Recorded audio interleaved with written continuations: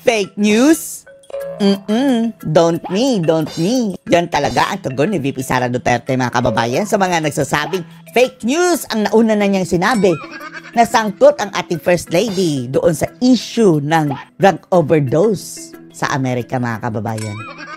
Huwag niyo akong subukan dahil ang source ko mismo, sabi ni VP Sara Duterte, ay nandun mismo sa pinangyarihan ng insidente.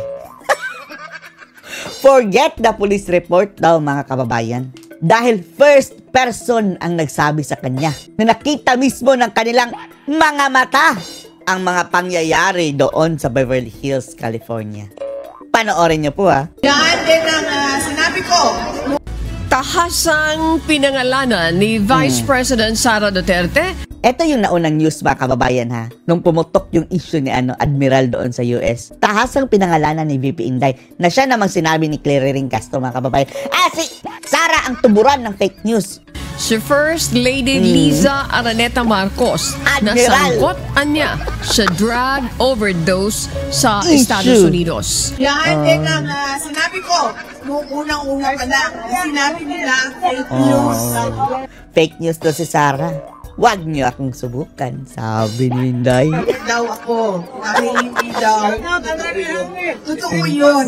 Oh, totoo yun, mga kababayan. Dahil ang nagkwento sa akin, nandoon. Nandoon mismo. Akala nila siguro, mga kababayan, walang puting ahas ito si Sara Duterte. Etong mga bangag, mga kababayan, feeling nila, hawak talaga nila lahat-lahat o mga tao dyan na nakapaligid sa kanila, luhod lahat sa kanila, halik lahat sa kanilang talampakan. No. Nagpapanggap lang ang mga iyan, mga kababayan, dahil sila ang nasa pwesto. Pero ang katotohanan, mga kababayan, 99.9% dyan sa nakapaligid kay bangag ay wala talaga yung loyalty sa kanila.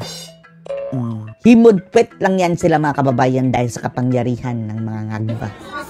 For now. At nangyari yun, March 9. Anong sabi ni VP Inday?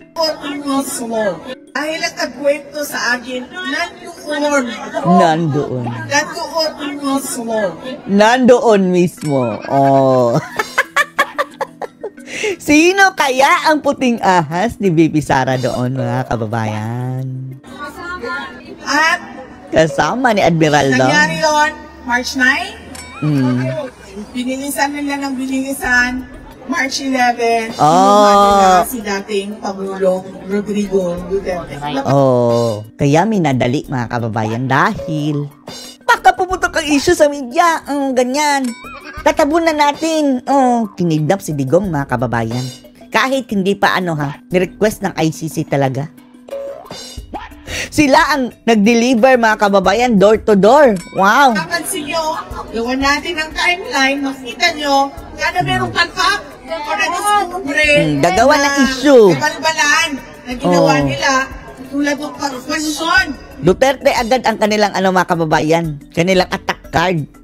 Tirahin ang mga Duterte. Ating Pangulong Rodrigo Duterte sa block ko sa budget JAA ng 2025 ay binilisan na nila ang huli kay dating Pangulong Rodrigo Duterte. Yan ang ginagawa nila. At nakikita natin lahat yun. Tayong mga mamamayan, nakikita natin, maliban na lang sa kanila. Maliban na lang sa mga nagbabalita, mga kababayan, na mainstream media, walang pinoprotektahan, walang kinikilingan, serbisyong totoo lamang, at nagdi-delete din ng mga balita. At sa kanilang mga kampi na mainstream media. Mga bangag. Walang nagsasalita doon sa Pilipinas. Yes, ma'am. Maraming nagsasabi na huling sa leader si PDM. Pero sa akin lang, ha? At ito, opinion ko lang. Dahil marami talaga nagsasabi na weak leader siya. Hindi siya weak leader, ma. Nagkukunwari lang siya mabait. Yes. Weak in terms of governance. Pero yung amoy, matapang. Amoy. Salbahi din, mga kababayan. Pero hindi mabait. Yan ang tinutukoy ni VP Inday, mga kababayan. Hindi yan mabait na lagi pinuportray. Mabait ba yung pinagagawa niya ngayon, mga kababayan?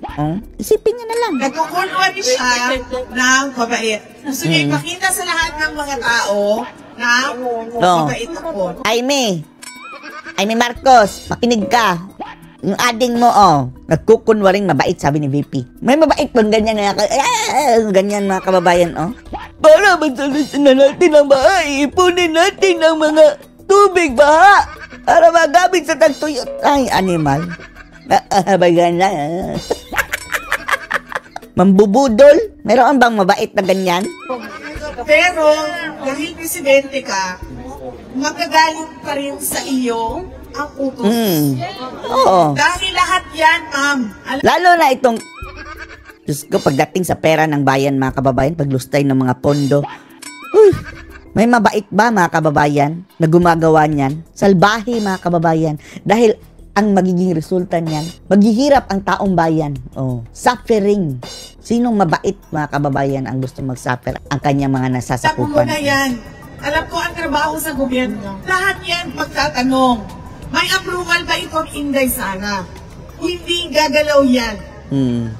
Kung walang approval yan ng ulo. See? Sinong ulo? Si BBM.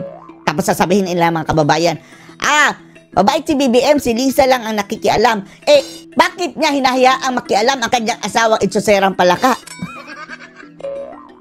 The fact na kung totoo man lang, mga kababayan, na nakikialam ang asawa sa desisyon na dapat presidente lang ang gagawa. Hindi ka mabait niyan. Inutil ka niyan. Wala kang silbi. Udas ka. At talagang kakalampag ang taong bayan kapag ganyan. Na kung ang magpapatakbo ng bansang ito ay walang mandato. Hindi siya weak leader para sa akin. Basa ko sa kanya. Gusto niya ipakita salbahe na mabait siya na Marcos. Hindi siya mulad. Kanya tatay. Hindi siya talagang hindi, dahil ang kanyang tatay, mga kababayan, ay matalino. In fairness, sa kanyang tatay, mga kababayan, bright boy, lawyer, top-notcher. Samantalang si BBM, ang sabi ni Roque at ni Tatay Digong, second year college lang. Special diploma. Tapos ang sabi ni BBM, pareho lang naman din yun Pareho? Ay, Diyos ko. Pareho lang kayo ni Pacquiao. Yung Marcos na diktador. Diktador! Ang kanya ay low-key ang kanyang gusto i-project sa ating lahat. Kung nakikita nyo, lagi niya sinasabi, wala naman akong problema kay Inday Sara. Pwede naman namin pag-usapan yan. Pwede naman mag-reconciliation. Pero patalikod kung mga kababayan, bumanak, sinasaksak sa likod si VP Inday. Reconciliation ng mukha mo. Noong nangusap pa kami, ano ba ang niya? Ano ba sinabi na sa akin? Wala. Nagtanong siya sa akin. Ano ba ang mga projects? Sinabi ko sa kanya, may nangyari ba? Wala. Tapos na itong administrasyon na ito. This is over. Tatlong taon na ang lumipas, pero wala pa rin tayo nakita. Pati yung pangako niyang iipunin ang tubig baha. Anong ginawa mo, BBM, sa pag-ipon mo sa tubig baha? Ilang balde na ba ang naipon mo? Ni isang balde siguro, mga kababayan, wala pa siyang naipon. Sa SONA pa nga yun, sinabi. Diyos ko. Kulang na ang 3 taon para sila ay gumawa na big-ticket projects o malalaking development projects para sa ikauunlad ng bansa. Dahil gaano ba katagal gumawa ng project? 9 years. 6 years lang ang termino ng presidente. First 3 years, mga kababayan, ginawa na ayuda. Kaya kinakailangan ang continuity. Dahil kailangan mo isunod, ituloy yung ginawa mo nauna o nakaraang presidente. At yun ang sinabi na sa atin lahat. Yes. Sabi niya, continuity at unity. Yun talaga, ipagpapatuloy ko ang mga magagandang ginawa ni Duterte. Build, war on drugs. Ayun pala, mga kababayan, ang war on drugs is true. Diyos ko, Lord. Pero dahil low-key, kunwaring pabait ako na tao, ganon ang kanyang pinapakita sa ating lahat.